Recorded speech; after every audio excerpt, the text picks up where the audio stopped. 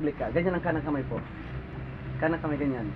Sabihin natin, Ashhadu an la ilaha illallah wa ashhadu anna Muhammadan abduhu wa rasuluh.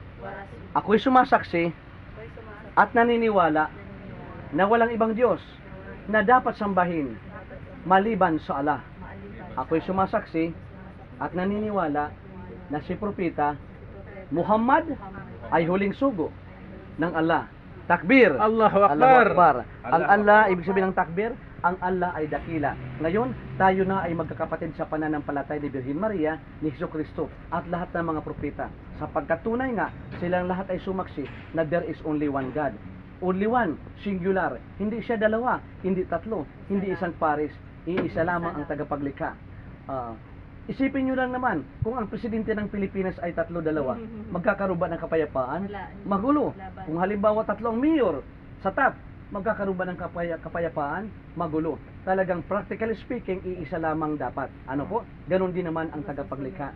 Iisa lamang ang tagapaglikha, ang Allah. Assalamualaikum.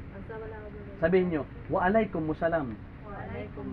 Ang assalamualaikum, ito ay pagbati ng pandaigdigang pagbati ng mga kapanalig sa pananampalataya. Ang ibig sabihin ay ang kapayapaan ng Allah ay sumaiyo. At sinabi niyo naman wa alaikum salam. Ang kahulugan ay at sumaiyo rin ang kapayapaan ng Allah.